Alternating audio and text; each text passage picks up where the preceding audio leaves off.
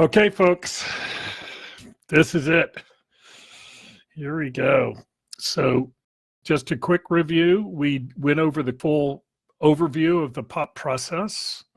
And in our case, so we're looking at the schematic 2.7 AE, the self-oscillating converter. And we asked for 3 cycles of steady state output, and that's what we got. And so the next topic we're going to do, so we just did the overview. Now we're going to go to topic 2.2.2, the core POP process. So let's click on that and we'll start there. Now, one of the things, that I want to just point out to you, if you notice in all of the POP discussion so far, and essentially all the POP discussion we're going to have, we don't explicitly talk about time. Of course, we're always simulating in the time domain, but instead of time, we talk about number of conversion cycles. So at some level, the POP trigger is really the clock that SIMPLIS is using. It says, okay, here's the beginning of a new cycle. Here's the beginning of the next cycle. So now we found steady state. We want to output 3 integral cycles. So we count 1, 2, and then there's a rising edge right there, 3.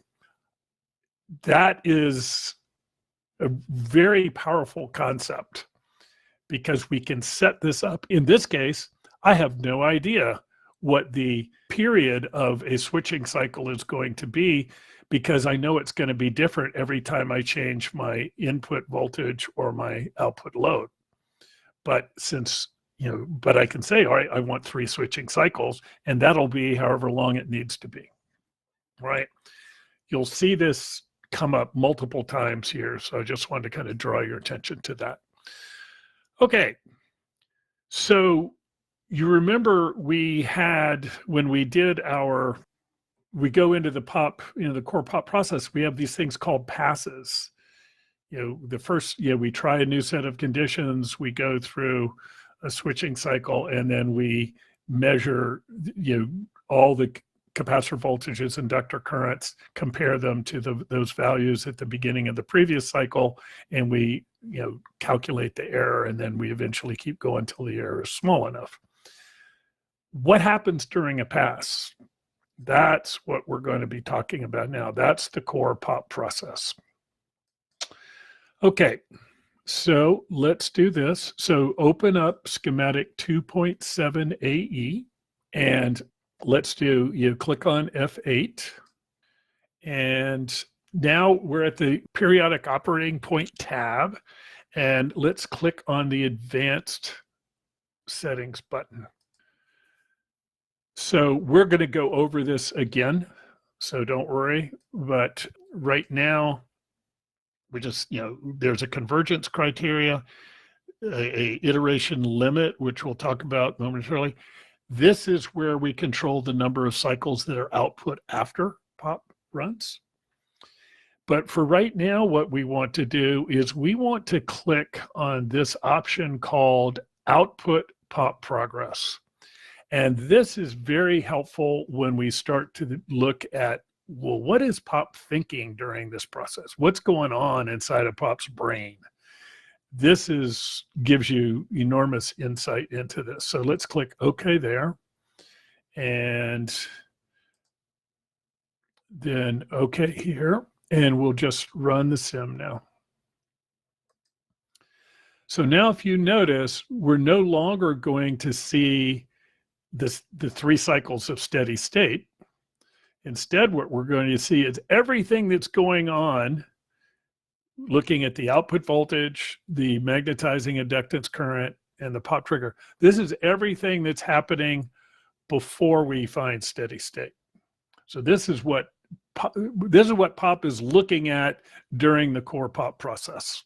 Okay, so let's do this. So here we have the same waveforms here, but now what we've done is, notice this is the if we look at the overview, this is step A. We start with a set of initial conditions that the user specifies, okay? And then we run 3 cycles before we launch POP, right? So remember, that's phase B. So here we can see 1, 2, 3 integral cycles, okay? And we can count it up here. 1, 2, 3. That's phase B. And then we launch the core POP process, and that's all of this is core POP process. Then what would happen is after that, we would output 3, our 3 integral cycles of steady state output. But this is what's going on inside Simplis's brain during the core POP process. So a couple things we can notice. We start out our initial conditions, and remember, there's more than just the output capacitor and the inductor current. These are just the big ones that we're actually trying to control, but there's loads of other ones. We've got capacitors around the feedback loop. We've got other, secondary outputs. We've got our capacitor that's in the positive feedback from one of the secondary windings that's actually the thing that's turning the switch on and off. We got a capacitor in our snubber, right? So lots of other things going on, but the main ones are the output voltage and magnetizing inductance, okay? So the other thing that we can see that's marked out here is we can see the pass 1. So if we go here and go here, so if we go up here, so we can see what happens was we start the core POP process and we go 1 conversion cycle here, and that's pass 1. So and notice we calculated the error, and you can see the error is big. It's quite substantial. And so the largest error anywhere in the system was 7%. And then you notice there's a big step, right? And this is an instantaneous jump in an energy storage element, which physically speaking is not possible, right? Can't do that.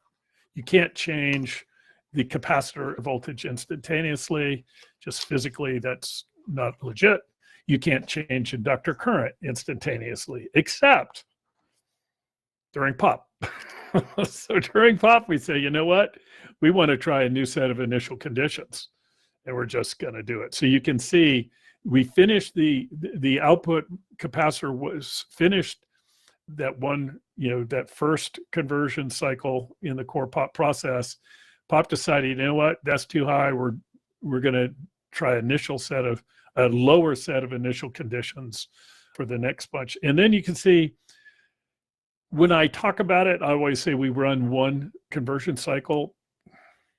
Sometimes POP does more.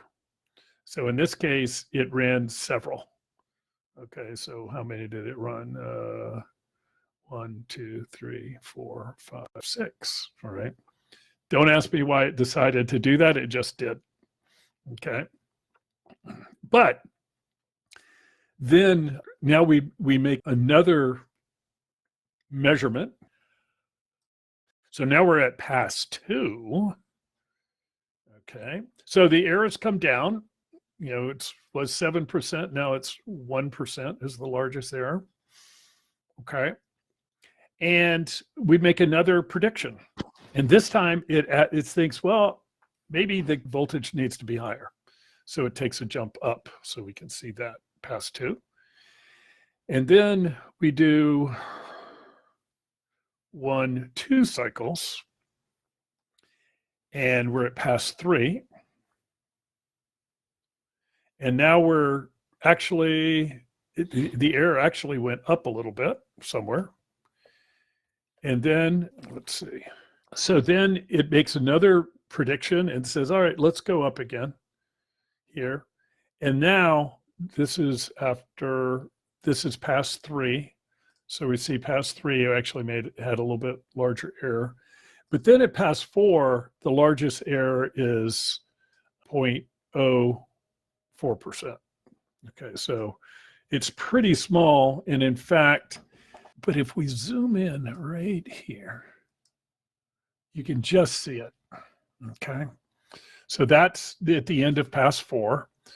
And now the error is getting small. And then we're getting into 10 to the minus 3%, 6 minus 6, and finally minus 13. At that point, the errors are smaller than a pixel. And so we can't see it on the waveform viewer anymore, but SIMPLIS can see it just fine. Thank you.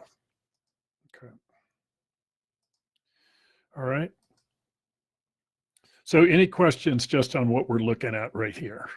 So what we're seeing when we check that display pop progress, we're seeing what SIMPLIS is thinking about during the core pop process. Yeah, I have a question, Tom. Yeah. I've sent you a screenshot of the simulation that I run, and here I can see on your screen that it's a smooth progress during the process of, let's say, converging towards a stable solution. The one that I sent shows totally divergence. So you can see that the voltage and the current are going away, and then suddenly, by, let's say, a nice mystery, it jumps exactly to the right solution. And there is a true discontinuity between, let's say, before it finds the right point and the point the previous point. Right. So what you're saying is sometimes, we're going in the wrong direction, and then it kind of says, "Oh, let's try this." And yeah, and exactly, and it converges exactly to the final point. Right. Right. And the thing you want to remember is that we are not just looking at one capacitor voltage by itself or it's all of these things. It's all combined. So momentarily, your capacitor voltage may be getting away from the point where you're regulating, but at the same time, maybe the current through the inductor is charging it to the point that, say, several cycles later, you will come back. So all this kind of like mathematics all work out, and when you look at the system as a whole, then it is possible to have this kind of scenario where you look at individual waveform, looks like they are getting away from the regulated point, but in reality is that the system or the pop analysis is able to discern the pattern and predict where the steady state need to be. Right. Okay. So it's complicated is the answer, but it's really cool the way it works. So, but it's from a user point of view, this is what you need to know. What's POP trying to accomplish? And what's the information it's telling you as we go through the core POP process? And what does it mean when we're doing pass 1, pass 2, and so forth? Okay. So, but if you think about, you could have, some of Jensen's circuits, I have no idea how many capacitors, but there's hundreds of capacitors in some of his circuits. And so it's complicated. It's seriously complicated, but it's also cool. It's very cool. Well, I try to minimize them too, so there are things you can do. And if you do that, it certainly helps, but it's still too big for some of the tasks you can do with POP because of the precision limit. But yeah, right. There's as you get to be more and more complicated, there's other things that controllers can do to defeat POP. Like a lot of times, rather than having a fixed frequency, they'll dither the frequency so that the spectrum spreads out, so it makes EMI easier to manage. And that will defeat POP, for example. So a lot of times, controllers that have the dither feature, that's one of the things that you would like to have. You'd want to have a level of model that takes out the POP defeating features, if you will, and then that could be very helpful. even though if you're trying to do EMI, you for sure would want to have the dithering feature in there. So as circuits get more and more and more complicated, it takes some real careful thought and skill to navigate the waters. But to the extent that you can kind of, what POP's trying to do, and you can kind of cooperate with that process, it can really be helpful and really be a powerful assist. So what we're going to do next is we're going to look at what actually happens, what's going on in the core POP process. And so you don't have to memorize all of this, but just know where it is in the docs. So whenever you need to refresh yourself, you can come back to it. But what we do is the pop trigger, this pop trigger, SIMPLIS is always looking at its output, and when it detects the beginning of the next conversion cycle, the simulation is stopped. We record all the inductor currents and capacitor values in the entire system. And then we calculate the difference between those values and the values from the previous cycle. Okay. So if this is the first time around, then there's nothing, no difference to calculate, but the second time around, there will be. And then we look at the maximum difference for all the currents and the maximum difference for all the voltages, and check to see if they're less than the convergence specification. And if they are, we declare victory and we exit the core POP process. If they're not, then we go into the prediction phase and we predict a new set of initial conditions that hopefully will bring us quite a bit closer to steady state. We initialize the circuit at that point. We restart the simulation and keep going until we detect the beginning of the next cycle, and then measure the inductor currents, capacitor voltages, calculate the difference, and compare it to convergence spec. Yes? What's the benefit of being so precise? I would say for a body plot, for plotting an AC response, for instance, what would be the difference? Okay, here you go down to the femto value. If you would go down to the micro value, for instance, how would it affect the AC response or the overall performance of the right? So what you're referring to. So at the on the advanced tab, and we'll come back and talk about this, but what's the conversion criteria? And right now, this is set. And for modest, like I would say, Christoph, probably for all of the circuits in your examples, our current default, Ron, can you refresh me what our current default is now? It's 1 pico. So the current default right now is 1 pico. That works that works almost all the time. And when it doesn't, usually it's because you run into, you've gone through the process 20 times and you didn't get to a steady state solution. That can almost always be solved by just, a better set of initial conditions. But Jens mentioned there are some circuits, because of the complexity of what's going on, where they just, this number is too small. And I personally haven't run into anything where 1 nano wasn't, it didn't work. But I haven't run into everything. What I will say is, what you don't want to do is put in 1 nano just because you're lazy. Okay. In general, you'll be in way better shape if you spend a little more effort trying to do a good job of initializing. All right. You'll be happier. You'll get better results.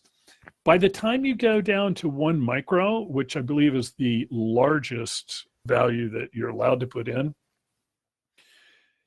you're really close to now potentially getting, I think you're probably okay most of the time with a number this big. But if you try to go bigger than this, like if you won't be able to do it, but if, when we've experimented with numbers like 1 milli, you can get just bogus results. And where you see it is when you do AC analysis. When the pop isn't close enough to actual steady state, then what you're measuring when you do AC analysis isn't the system in steady state. It's something else, and you can, you start to get phase that doesn't, isn't correct. Even gain sometimes can be off. And so, we don't let you go larger than 1 micro, but in general, and if you did some real careful things, you might be able to see in some cases some degradation in the AC results. So the better your solution for pop, the better your AC analysis will be. But you could definitely, if we let you put whatever you want, if pop succeeds, we'll do an AC analysis. But if this number is too large and you're not really close to steady state, you'll start to get bogus results. Okay.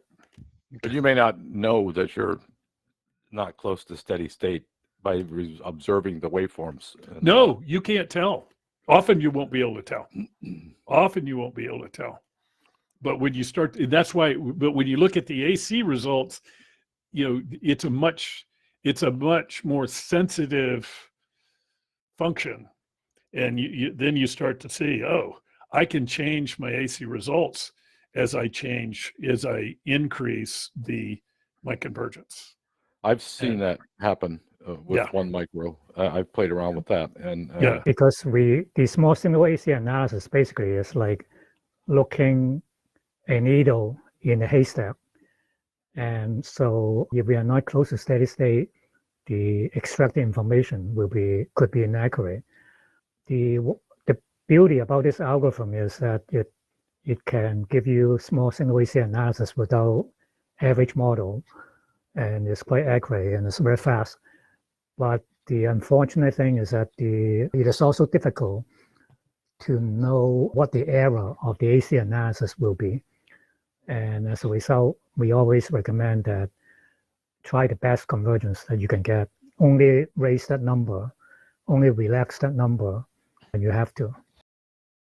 Right.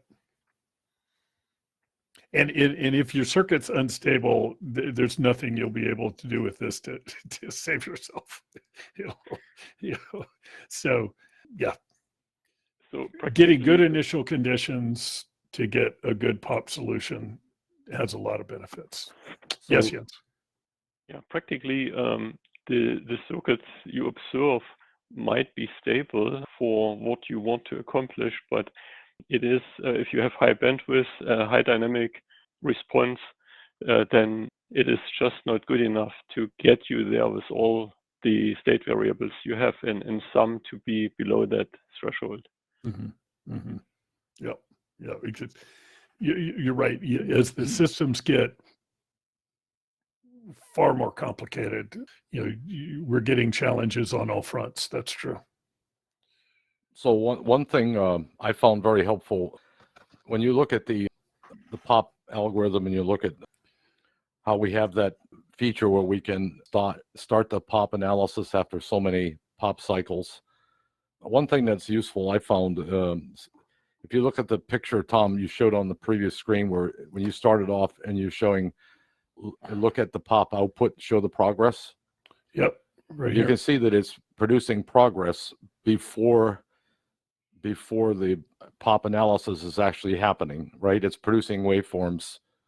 Right. So this is from T equals, at the beginning. So this is my initial conditions. Here's my 3 cycles before launching pop.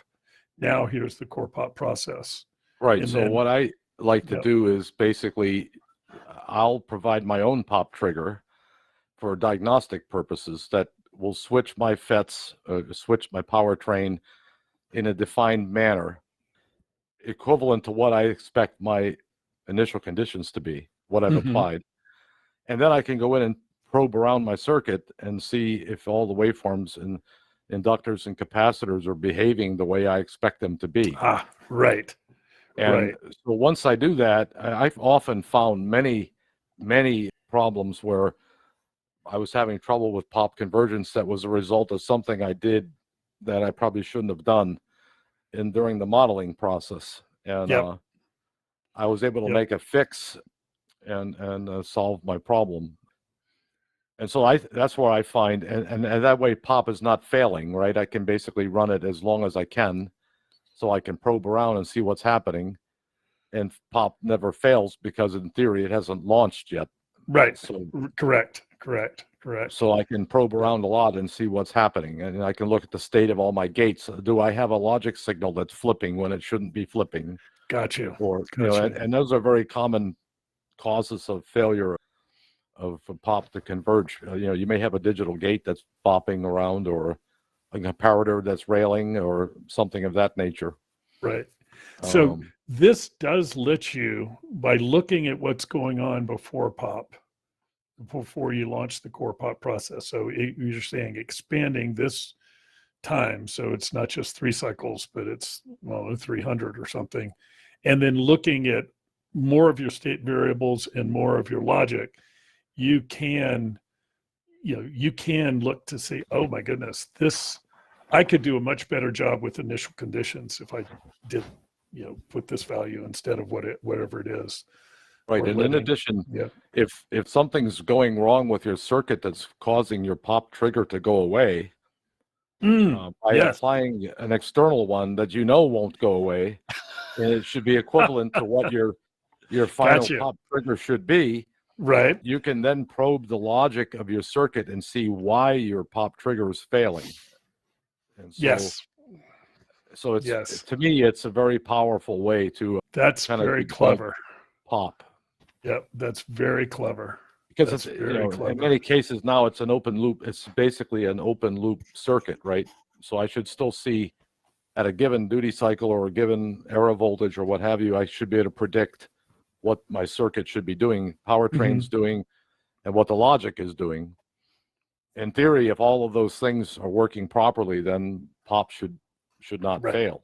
So yeah, that's very clever, actually. That's very clever. So I think what you're saying here is that rather than having the pop trigger hooked up the way it will be eventually, once everything's working right, if you know what the signal should be, you can kind of disconnect this, put in a artificial pop trigger that isn't going to go away, and now you can watch to see how the rest of the circuit works, and analyze it. So that's quite clever. Okay, so let's do this. So through here. All right, so we've looked at things in the time domain. We've looked at the what pop is thinking about in the time domain and what your circuit's doing in the time domain. What we want to do now is let's look at it from a different point of view, and one that I would really encourage you to consider as is more valuable, I think, even than just our pop discussion. But if you go to the top right-hand corner of your schematic, you'll see this XY probe with the label state plane. So let's double click on that. And you'll see down here that it's currently disabled for all analyses. So I want to uncheck that. Now it's enabled for transient and pop. So uncheck the disabled and then click OK. All right. So now we're going to run the simulation again. Okay.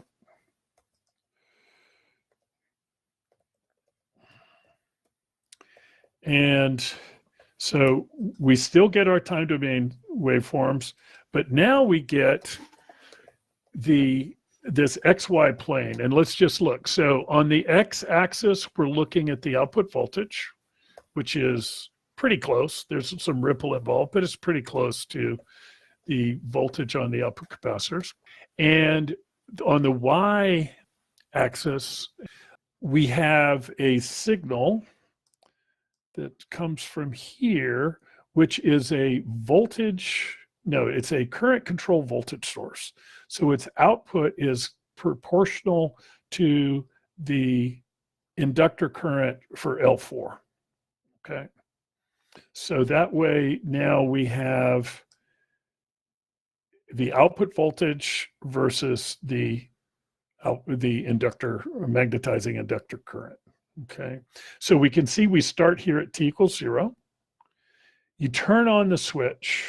So we know with the flyback, when I turn on the switch, the output rectifiers are reverse biased. So there's no energy going to the output, but instead the switch is on and we're now storing energy in the magnetizing inductance of the transformer. Okay, so the magnetizing inductance current is going up, but the output voltage is going down, right? So that's what we see going on here. And then when we get to 400 milliamps, we go into saturation. The output is still going down, but now finally, the switch turned off here. We're undergoing the transition, and now the output rectifier is forward biased, and now we're sending more current into the output capacitors than is being taken up by the load. And so we can see that the magnetizing inductance is decreasing, but the output voltage is increasing. And then we go and we turn on again. So again, the inductor current's increasing, output voltage decreasing, turn off, we go into saturation, turn off, come out of saturation. Now the diode's forward biased, and we start charging the output caps again. And so, whoops, sorry. And so this is 1 cycle, 2 cycles, and then here's our 3 cycles before we launch POP. And then we launch POP, and the first cycle is here. And and then you see that we make it a downward adjustment to the output capacitor. So we ended here on our 4th cycle. We make a downward adjustment, and we go through this again, and then we go through a number of cycles. Okay, so what we're looking at now is what POP is doing in the state plane. And these are the 2 main energy storage elements that we're trying to control, to make the system do what we want to do, which is provide the right output voltage with the right output current. Okay, so any questions on just what we're looking at here? So let's do this. We have a really cool little slideshow here. So I'm going to make this go a little bigger. All right. And so what we're doing here is we have the time domain waveform shown up top, and we have the state plane waveforms down below. And so you can see that and let's start here. Okay, so these are our 3 cycles before we launch POP. And then here is, so now we launch the core POP process, and you'll recall there's a fairly significant negative adjustment. So half of it's in red and half of it's in green. So we make a big negative adjustment here, and then now we start, we say it was 1, 2, 3, 4, 5, 6 cycles. And then now this is pass 2, and then pass 3. And this kind of funny looking, so this looks correct. This looks weird. This is partly because of the snubber. This is the impact of this number, but in any event. And then we make a upward adjustment. You can see we had an upward adjustment here and then an upward adjustment afterwards. We go one more. So now we're at pass 4. So now we're getting close, okay? Then we go pass 5. And you see we made a slight, remember this slight negative adjustment that we could see at the end of pass 4, the beginning of pass 5. And now you really, on this scale, the size of the pixels, you just can't tell the difference. But SIMPLIS, meanwhile, is making, improvements of orders of magnitude, but they're too small for us to see on the waveform viewer. Okay. And then finally we get to pass, the last pass, and now we're in a really nice steady state. Looking at this in the state plane gives you insight that you just can't see in the time domain. All right. For example, I started here. I want to end up here. What's the best way to get from here to here? This is one way.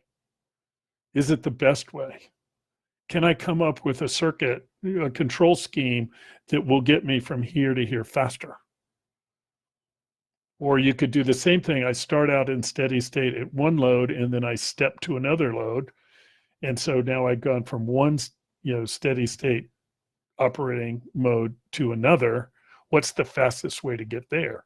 In principle, in theory, it's possible to get from here to here in one on-off cycle. I turn the switch on once, turn it off, and I can get here. Now, saturation is going to make that probably way too painful. So if I wanted to have a really fast dynamic response, I might need to have a bigger transformer so that I don't saturate, for example. But looking at your control objectives in the state plane is really powerful. So let me ask our roundtable participants, looking at this, assuming, say, you had a 1-to-1 turns ratio, what is the load? What's the output load of this system? Any nifty notions? Well, let's just take a look. So I turn on and I turn off, okay? When I turn on, if I know my inductance, I can tell you right here, just looking at this, I can tell you what my input voltage has to be, assuming that the voltage drops are pretty small. I can look at this. Yeah. You have a peak current of 400 milliamps, and that's a DCM flyback, right? Yeah, it's critical conduction mode is correct. Basically so what it is, right?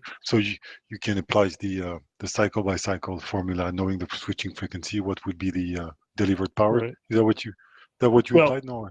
Well, here's what you can. So just looking at this waveform, the steady state waveform. First of all, if I know what my inductance is, I know the slope. I can figure out what my input voltage has to be. Sure. Now, during the time when the energy stored in the magnetizing inductance is going to the output, I know going down here, I know that the output voltage is increasing. Now my current's decreasing, but my output voltage is increasing until I get right here. When this slope is vertical, what's that tell me? That tells me that my diode current and my load current are exactly the same, right? So I can just go here, and then with the proper turns ratio adjustment, so just looking at this information, I know what my load and my line are.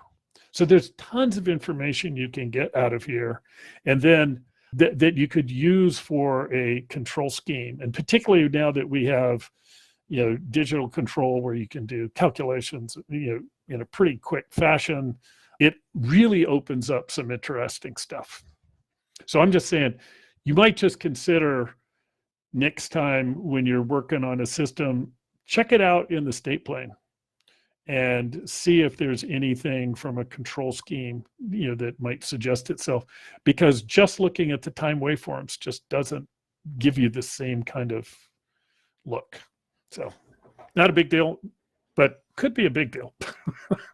Okay.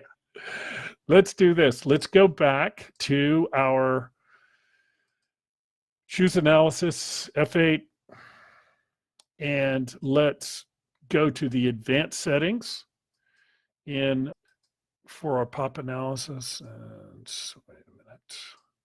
Okay, so this the documentation, our documentation in general for this course is outstanding. So I encourage you, you'll learn a ton if you just go back and do everything we did again and read this carefully. It's really, really well done. And in particular, you can, everything I'm about to tell you is all explained very nicely here. So we've talked about the convergence criteria. That's here. Our current default is 1p, so that's 2 orders of magnitude larger than this. The iteration limit, that is how many times, what's the maximum number of times you want to go around this loop? So we're going around this loop. How many times do you want to do that before, you just give up? Say, okay, this isn't working. You need to figure something out. Okay, that's what this number means. In general, 20 is a good number. 20 is a very good number. Most circuits, if they have good conditions and they're stable, you can make that work. We've talked about, that's not always the case. Sometimes, personally, the ones that I've myself run into, I ran into one in my 25 years of doing this, where I couldn't figure out how to initialize the system better than, I needed to go to 50. And that is, so before we launched POP, I had to run for 50 cycles in order to get everything close enough to steady state that POP could carry it the rest of the way. All right. Most systems, that are simpler than that, 20 is a good number to start with. Okay. This is the number of cycles that you output after you successfully complete the core POP process. Just from a visual point of view, an odd number is really helpful. It's nice to have one cycle in the middle of the view. I like 3. The reason is because if I want to do some loss analysis to a quick, how hot is this likely to get? I want to have as much resolution on as many points per cycle as I can. So if I have a lot of cycles, then, I need to have a very high number of points to get the right number of points per cycle. When I really want to get precise about a switching loss, then I make this 1. Okay. And that I find, then I have, if I need 100,000 points per cycle, then, I only want 1 cycle, right? And so when I need to get real accurate loss measurements, I go down to 1. When I'm just trying to get a good look at how things work, I do 3. Ron is a big fan of 5. Okay, so in our case, though, for this example, we're choosing 3. All right. We talked about using the snapshot from previous analysis. Now, we don't check that for this example because we want everybody to have the same experience. Personally, I always check this. That's one of the first things I do. Hey, man, if you can help me out, help me out. Right? This, not using the snapshot doesn't build character as far as I'm concerned. All right? I rarely output the POP progress except when I'm in debug mode. When I'm in normal, I'm analyzing a circuit. I've already kind of done my POP debug. I would be sure to not check this because I typically want to see those steady state waveforms, or I want to use those for a subsequent, to initialize a subsequent transient. Okay. The next one is, what do you want to happen if POP fails? And realistically, it's when POP fails, because it will fail for use at some point. So what do you want to have happen? So if you have this box checked, enable automatic transient analysis after a failed pop, you will not get a pop-up error message that says, hey, you didn't converge, and click OK, right? Because sometimes, for example, if you're running a multi-step, you don't want halfway through the multi-step to have a pop-up box that's waiting for you to click so the multi-step can complete, all right? So you will want to check this box most of the time, okay? Okay, so, however, if you check the default, which is checked by default, how long is that transient going to be? It's going to be 100 times the max period. So whatever you put here is going to be 100 times that. So that's a good reason to not make this ridiculously large, okay? But the other thing is, it's also, I almost always do specify, and then I think, well, if pop fails, how long do I want to run for? It's okay, well, I've got a 5 microsecond period, 10 cycles is good enough to let me know roughly what's going on. Am I even switching? Am I even close to steady state? Is something wacky going on? So then, I would think about that and put in 50 micro. The difference between 50 micro and 100 milli, it's a lot, right? It's thousands of switching cycles. So, this is, you don't want to spend time here that isn't beneficial to you. So specifying it, making it shorter, usually is a good call. Okay. But what happens if, look, I don't want it to run a transient. I want it to just tell me it didn't work, and because I pretty much know what I would need to do to fix it. And so if I don't check this box, I will get a pop-up error message, okay? And sometimes that's what I want, because that's the fastest. Oh, okay, it didn't work, boom. I know what I need to do, right? But if I'm running a multi-step or Monte Carlo, I don't want any pop-up error messages. So I want this to be checked, and I want to run, some amount of a transient. And that lets me know, okay, under those conditions, this is what the circuit was doing. It gives you a clue. Okay. Any questions at that point? Tom, has anyone ever asked you to include a pause button on the transient simulation? Like, for example, gee, did I remember to change that value back to what it used to be after I've already achieved pop and I'm halfway through my sim? Yeah. And I don't want to have to restart my sim. But I might want to pop into the circuit and check it. Has anyone ever asked for that? Has anyone ever asked? I would say that we have had a few people say, hey, do you have this feature? And the answer is, at the moment, no. And then most of the time, the response is, oh, all right. I can see how. I'm just wondering if is there any downside to adding a button like that? We can certainly entertain adding the pause so that you can inspect waveforms. But we won't.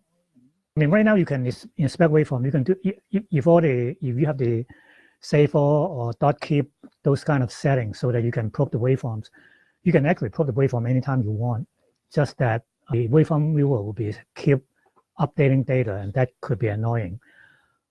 But we certainly cannot support pause the simulation, and then you go to the schematic editor, change the component value, and then resume the simulation.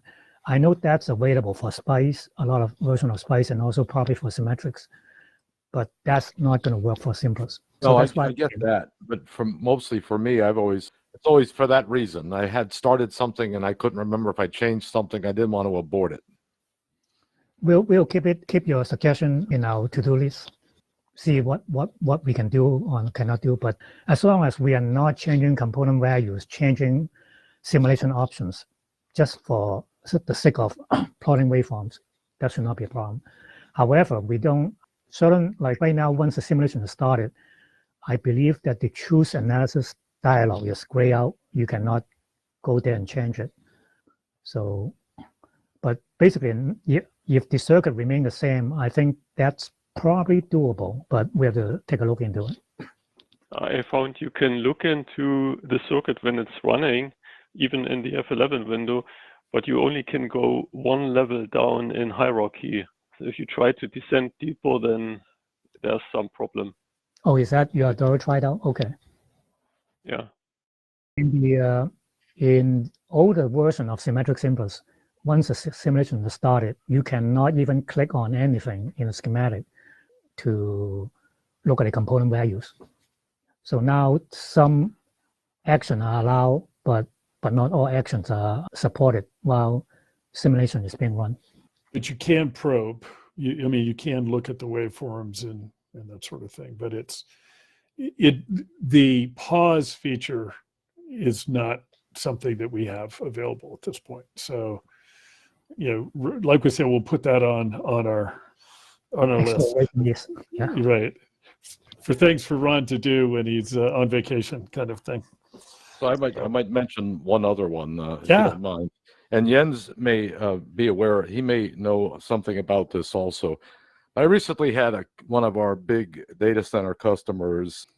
We were doing a big analysis for them, and they came back to us and said, not only do we want the transient to meet a certain criteria in a full bandwidth measurement, but we also want to be able to understand what the voltages look like in a bandwidth limited environment, because I guess their processor would react to certain signals if it saw them, and in some cases it wouldn't react if they didn't change in a particular bandwidth. So they were asking us for simulations that showed what the response would be with different measurement filters on the output. And is it primarily low pass filter kind of stuff? Yeah, so it would be like I did it with a Bessel function, Mm-hmm.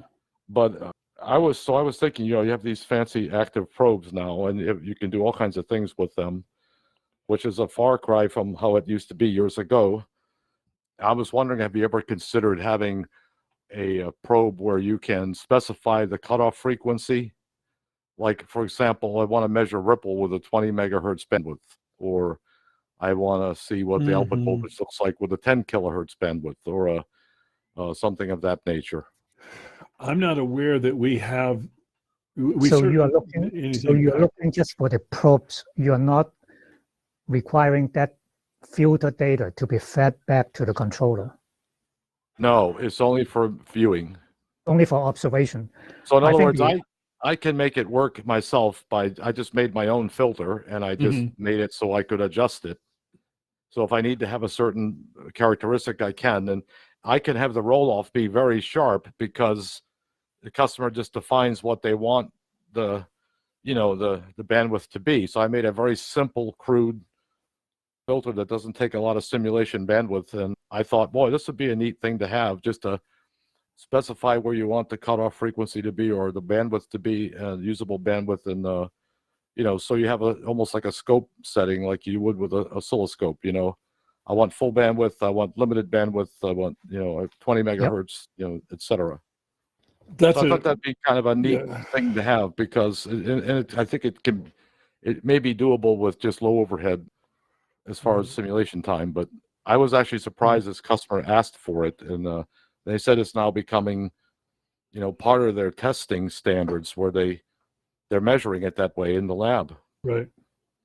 And so I thought, well, maybe it's something we should think about. Right. Well, if you get any more info on those specs, I will say this is the first time anybody's asked me about this. It was the first time I'd heard of it too, but I can see where that it could be going towards this is going to be more necessary. Because you can imagine, for example, if you have a load that's slamming from no load to 1,000 amps, but it's not doing it in a repetitive manner. I mean, this can create a lower frequency. If it's doing it at 1,000 hertz or 1,200 hertz, or some other number asynchronously, I mean, the customer may be wanting to understand, okay, what's the voltage look like in that domain? Maybe the peak deviation is not as big a problem as what the voltage looks like over the whole period of where there's high slugs of current. Follow? Yeah, right. So I could see where, in the old days, when the bandwidth of the power supplies was so low, this just wasn't a thing. Now you want really fast response, and the customer is, has circuits that can respond to some things and not others. Yeah, I could see this being a thing. But I mean, like I said, this is the first time it's been brought up to me. Like right now, we rarely are required to meet a single step type event. It's more of we may have a customer that gives us a piecewise linear file and says, this is what the current profile of our processor may be. Mm-hmm. Mm-hmm. Run this simulation and then tell us what you get. And so, the single step load dump, for example, may not be as big a problem if it's not happening, in a single event, and then there's no other current slug that comes later.